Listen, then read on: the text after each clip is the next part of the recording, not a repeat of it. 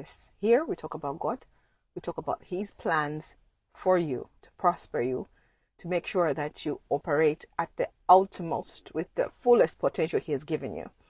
And we talk about how he has prepared you and equipped you for everything that he has designed you to do. If you are designed to be a scientist, best believe God has equipped you for everything that you need to do that.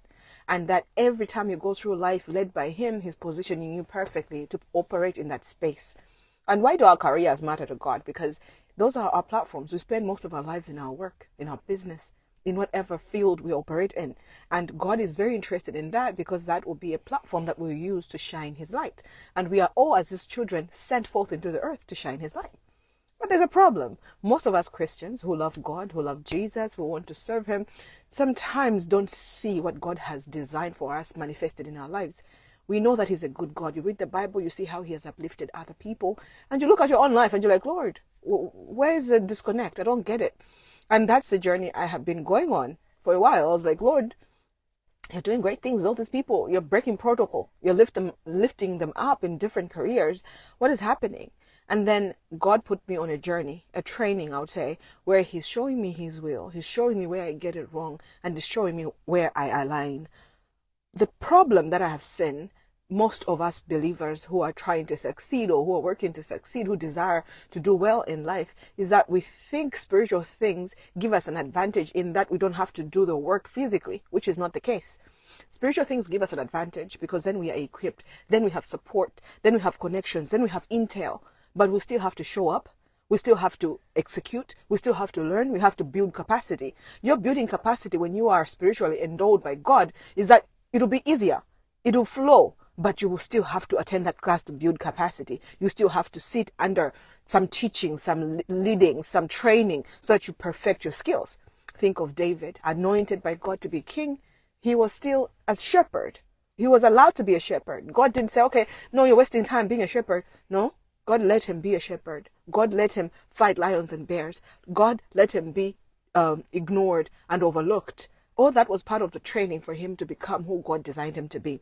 Not every negative thing that is in your life is going to be like God making it happen.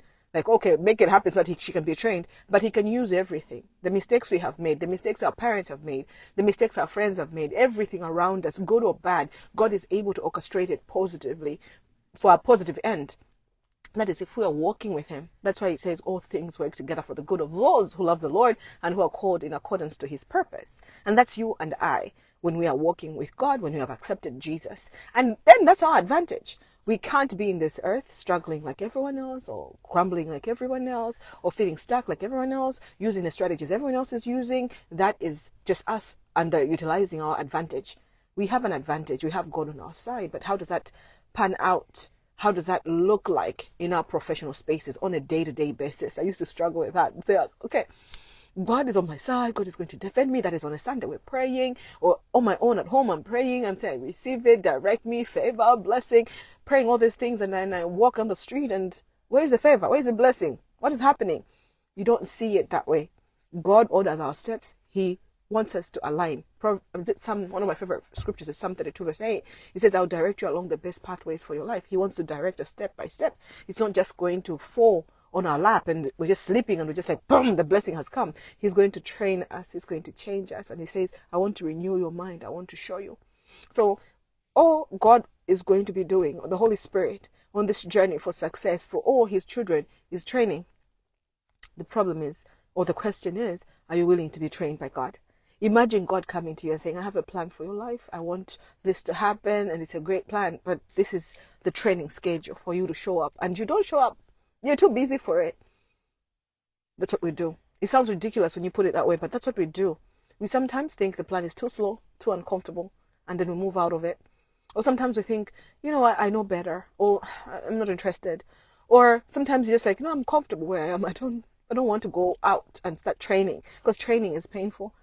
Training will stretch you. But if you are a person who fears God and you desire to achieve his purpose, you desire to excel, then you can't miss training with God. Because you miss training with God, you are disadvantaging yourself. You're out there all alone in a world that is not designed for you, in a world that is not designed to prosper God-fearing people. You'll be there all alone. So you need God on your side. So today I'm talking about the things that we do that take us out of God's training, out of God's season. One amazing thing God has been teaching me is that seasons are powerful. Just as we see them around us in the weather and everything, seasons are powerful in our lives. When we understand the seasons, then we can activate the right strategy for that season and we can excel. Most Christians think just because we have grace, we can just do whatever and we'll overcome the seasons. No. God breaks protocol, but he puts seasons in place for a reason. So when he says, okay, this is time for you to put roots down and you are ready to shine, you're ready to harvest, you're going to have a hard time. You're going to be frustrated. You're going to see that lots of things are harder than they should be. You're going to feel outside your range, overwhelmed, because you're operating outside the season. So it's important to understand that if you're in the right season and God is telling you this is summer, girl, this is summer, man, and you're operating like it's summer, then things become easier. The connections become easier. You might still do work, but then there's a flow that comes with the presence of God and the anointing. So when David was in the jungle taking care of sheep, he wasn't in the jungle. He was in the wilderness taking care of sheep. That wasn't his time to shine. So he just fought lions and bears. It was training. When he came to the battle and there was Goliath, it wasn't time for him to say, okay, I need meditation, I need quietness, I need training. No, that wasn't training time. That was fight time, go time, time to harvest, time to shine. So you see, every time comes up. And when you operate in this world, sometimes it's easy to think, oh, my time is not coming, it's slowing down. You knowing that you are on God's side, or God is with you and has led you, has designed you, you're God's child, allows you to come down a little bit. You come down, you can't be stressed when people are saying there are no opportunities in this land. There's depression, sadness, or there's no opportunities. You can't do much in this space. You don't operate that way. You know the maker of spaces, the maker of the universe. So you can come down. You can stay positive. You can keep learning and preparing because you know seasons are not forever. Things change and you want to be ready when the right season comes. So let's talk about the things that will take you out of season. They'll take you out of alignment with God. Number one is comparison. Comparison is a thief of joy. It is. That is like cliche, but it's true. You can have your own lane and things might be going well in your lane, but you look around and see your friends going at a faster pace. Things are moving faster. You're like, should I be doing more? Am I doing enough? Is this the result I need? Now you are questioning what is in your pot because you're looking at your friend's pot. You see? So comparison takes you out of season because every season has its positives and negatives. And some seasons have more positives that are visible than others. For example, summer looks amazing. It's sunny, it's beautiful, the flowers are blooming. You can't compare it to winter and it wins. You know, winter is gloomy, it's sad, it's cold. Plants have lost the leaves and now, but it's time for growth. They're going deeper, they're going wider, they're building resilience. But that's not beautiful. No one looks at you building resilience and says, oh, let's clap for her. No one looks at even a champion training and think, oh, that's amazing. Clap for the training. They only clap when you're winning in the arena. You see? So some seasons are better looking than others, but all seasons are essential. And so when you compare, you disadvantage yourself. When you compare, you can take yourself out of God's training. When you compare, you bring discontentedness. So maybe you might not move out of God's training, but you'll bring frustration, which will hinder your ability to be creative in the season God has put you in. It will hinder your ability to take advantage of the season, to operate at your best in that season. So celebrate others. Celebrate the process others are going through. Celebrate their journeys and their wins, but stay in your lane. Focus on you. Focus on what God has for you. We are a body in this world. Christ calls us a body of Christ for a reason, because we're not all going to be eyes. We're not all going to be feet. We're not all going to be fingers. Everyone has a part to play. And if a finger is comparing itself to eyes, the finger will live a very discontented life. It will never achieve its purpose, because what a finger does, the eye can't do. What the eye does, the finger will never, ever be able to do, even if it tries. That's what comparison does. It takes you out of your element and compares you to people who are on a different race. There are people who are going to be like maybe a president, but you are going to be a scientist. And you'll be happy being a scientist, but you're looking at the president's life journey and you're like, I want that too. You see how the mismatch does? It steals from you. It steals your progress. It steals your joy. It steals your networks. It steals your peace, because it's just there taking away and comparing you to things that are not relevant. So for me, I started to ask myself, what race am I running? What race are they running? So if we were in the same class, we were maybe in the same uni, we were in the same first job, and then they are seemingly advancing faster than I am. But what is the comparison on fastness? What is our destination? Is it the same? So when you have time to sit with God and learn about you and the purpose He has for you, you understand that comparison is a waste of time. No matter they're making more money on what basis? What are you comparing it to? Somebody stays in New York, I stay in Glasgow. They're making more money, they pay more rent, I don't pay as much. What are you comparing? What is the basis of this comparison? It is just going to be a distraction. And this is a distraction the devil is using a lot in our time with social media. Because you look at your friend and you say, oh, they have glorious hair. Oh, I want that. Oh, they have a nice car. Oh, their marriage is so amazing. Their kids are so nice. You don't know the full story. And even if they were that nice, what has that got to do with what you're building and what God is doing in you? From the way you mind things, from the things that delight your heart, to everything else, it's so different from your friend. So sometimes you're wanting things just because you are seeing somebody else's pace, somebody else's lane, but there is power in you focusing on your lane. There's power in you coming to God and saying, what do you want me to do? And God says, you are a striker.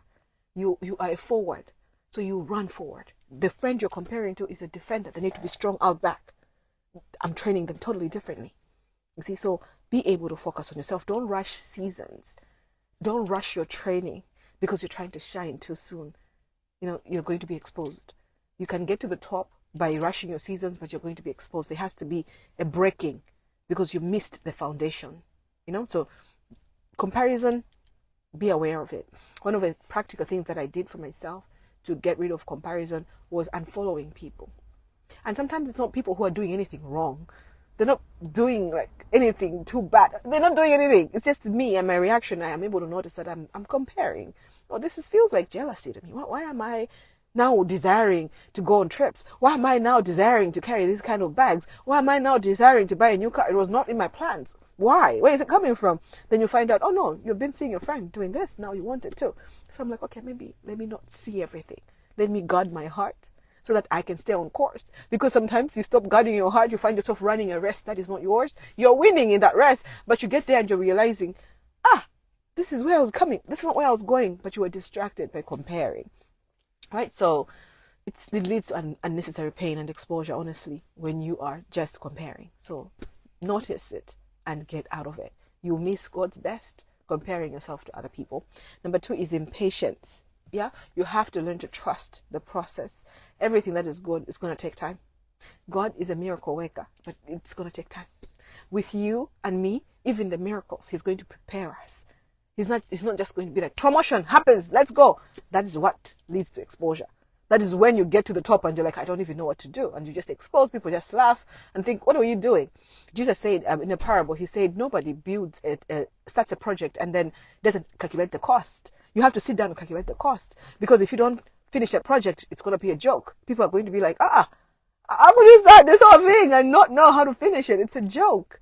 So that is what God is calling us to. You have to trust the process. He doesn't want you to be a joke. It's hard for you to start something, fail to finish it, and then be frustrated, feel like a failure, and start building again from there. There's a lot of healing, there's a lot of trauma you have to go through unnecessarily. When you walk at the pace that God has put for you, when you trust the season and the process, then you'll be able to enjoy it. You'll be able to build capacity to sustain what you're going to achieve. Imagine you being the CEO of a company. You want to be a CEO, you want to lead, you want to be a CEO, and you are. God makes you you're now a CEO. You're not ready. Well, how are you not ready? You react to people. You are frustrated when people comment negatively about you. You're petty. Yeah? And God sees that, but you're still promoted. Then you are in this spotlight. Now people are speaking negatively. You're in the newspapers. People are talking about you on podcasts. People are commenting about what you're dressing, how you're doing, whatever. And that starts to break you. Now you get into depression. Now you can't perform. Now you break down. You see? God sees all that and He says you need to wait for the times. And that's where you go through a winter season where you're going to put your roots down. It's going to be frustrating. You're going to be ignored. You'll feel like nobody sees me. Nobody's celebrating me. I'm not blooming. But you're putting your roots down. You're building networks. You're making mistakes in secret. So when you make a mistake in secret, you can fix it and learn it and do it again and get better and better. You're training. You're gaining speed. You're gaining momentum. You're gaining resilience. All those things don't happen in the spotlight. Those are private practices. Private. And that's you and God. God seeing you and saying, that was wrong. You're not being truthful. That is lack of integrity. It will open doors for things that will get you in trouble when you are on the spotlight. Fix it. That is impatience. Fix it. That is fear. Fix it. That happens in private. If you're not patient, you'll rush that process. And again, when you get to the top, it will lead to exposure. So focus on preparation. When you're in a season where you think, I need to see more. I've been here too long. I need to be further along. Focus on preparedness. Like if I was further along, what would be the demands there? And how can I prepare for it? How can I be better for it? Practice, you know. I remember just wanting like my videos to go further and everything. And I started getting negative comments from people. And I was worked up. I was like, what are they saying? And I just thought, okay, this is why God is hiding me also. Because I'm not ready. You know, that kind of thing. So your heart has to be ready. God has to prepare you. And that takes time. You can't be ready by miracle. It takes patience. And then number 3 is distraction. Again, a tool that the devil is using a lot in our time. Distraction will take you out of God's will, out of God's purpose, because there will be so many offers. There are so many offers. Just because the door is open doesn't mean you have to walk in it. Just because the door is open doesn't mean that's God's door for you. Even prisons have doors, right? So you see a door has opened. It's a door to prison. It's a door to perishing. Not every door is God's door. So you having the capacity to assess, where am I going? What do I need in this season? And then gauging the opportunities as they come and realizing this is a detour. This is taking me to a different place. It feels like progress, but that's not where I'm going. That's not where we plan to go. That's not where I want to be. Sometimes it's like, okay, just take the opportunity. This is the last chance. You never know. That kind of rush is never God. When you are feeling rushed, you're not ready. You're feeling like you're running. You're feeling like I have to keep up. You feel like if it goes, it will never come again. That is usually not God. Don't rush the process. Yeah. Don't be distracted. Don't lose course. And sometimes distraction, all these things are connected. Distraction comes from you comparing, looking at other people and saying, I need to catch up. You're catching up to what? You can't catch up on different roads. You're on different journeys, different destinations. There's no catching up there. So you being able to know that every open door is not yours. Every open door is not God. And being able to weigh your yes. Before you say yes to something, take time. If you're feeling rushed, like you have to do it now, then walk away. That's what they do with this network marketing or these Ponzi schemes. They do that. They make you rush. If you do this, if you don't move now, then this opportunity will be gone. Really? Oh, you multiply your money. If you don't do it now, they're basing on your ability. Like you have to not think it through. You have to not think it through. It's a distraction and it has to be quick. Because a distraction loses power if you give it time. If you say, let me think about it, you will start to weigh the options. You start to see the holes in it. Then the distraction loses power. So before every yes, be able to assess. Take time to pray. Never do anything in a rush, because that will take you out of God's purpose. Another thing is comfort. Comfort is when you have been working with God, let's say, and you have seen His goodness, and you're in a place that is good, you're comfortable there, everything is working, you like it. And God is like, it's time to move in. And you're like, I'm not ready. All this garlic and food and this nice smelling things, all this beauty. Why should I move from here? I love it here. And then you stay. This is the tough one, because not everything is looking bad. But if you are somewhere God has left, it's just a matter of time before that house crumbles. If you are enjoying sunshine in a place God has left, that sunshine is going to kill you. It's not there for long. So we have to be able to assess when God is stretching you and says, now it's time to pivot. Now it's time to level up. Now it's time to change. Don't hold on too much and say, but I like it here. Pray for grace. Pray for clarity. Pray for direction. God says in Psalm 32 verse 8, I'll guide you along the best pathways for your life. Be in that place where you say, guide me, Lord. Show me what to do. If this feels uncomfortable, I like it, but this change feels uncomfortable. What should I do? I like where I am right now. I don't want to move. What should I do? And God will show you the best ways. Because if you're staying where He has left, what are you doing there? Reminds me of the story of the Israelites. They were in this place in the desert. God had told them to move forward. They didn't want to move forward. They were afraid of the next step. They had seen giants and they said they were going to destroy us. We're not going to go. But God said, you have to go. And they insisted that they'll stay. And God says, okay, you stay. And they changed their minds. They're like, no, God will go. And God was like, no, it's past. I will wait for you to die and I'll work with your children because you are just impossible. Imagine living your whole life and God has left you. God has no plans for you other than just waiting for you to die. That is a sad reality. You are busy, you are making plans, and God is like, I'm just waiting. I'll just let you die. And after they died, God said, okay, now time to move. That's not where we want to be. We want to be where God wants us to be, at his pace. We want to move when he says we should move and stay when he says we should stay. The grass is always greener where God is leading you, because he's the one who is in charge of the rain. He's the one in charge of the seasons. And if you are in tune with him, you will prosper. And I believe that's what God is telling us right now, for us to be in the place where he wants us to be. How can you know these seasons? How can you know when these 4 things are distraction from you? You need intimacy with God. You need to create room in your life to hear God, to follow him, and to delight in him. That's just simple. I was talking to my friend the other day, and we were talking about we need to hear God, because we have been praying about so many different things and we don't know what God is saying, and we're still praying. We're trying to push through. We're trying to bulldoze ourselves to an answered prayer. And I'm like, you know what? When we see the Bible, we see no one bulldozing God. We see people getting direction from God, praying, and God saying, no, don't do that, do that. I was like, we need intimacy. And intimacy is not something you can bulldoze yourself through. There's strategy for careers. There's strategy for elevation. There's strategy for finances. There's strategy for you moving to where God wants you to be. There's strategy for that. Whatever season, you want a job, you don't have a job. You want a partner, you don't have a partner. You want a child, you don't have. There's a strategy for that. The strategy I'm using for my season is not exactly what God will use, because he has a training plan for you. He has a training plan for me. Our training plans are different. But the challenge is that we don't have enough time to build intimacy with God. We don't have enough interest to build intimacy with God. And so we just want to hear what people say. What does the pastor say? He's going to help me. Go to that one. He prays for people and they get jobs. He prays for people. Like, no. Sit with your father and get a strategy for him. He will download the strategy like he did with Joshua in the Bible. If you read the book of Joshua, it's so beautiful in how God would say, this enemy, you go around the city and they will be destroyed. This enemy, you fight properly. This enemy, you just do this. This enemy, you don't partner with them. Destroy them completely. And he would have a strategy for each one of them. And that's what God has for you and for me.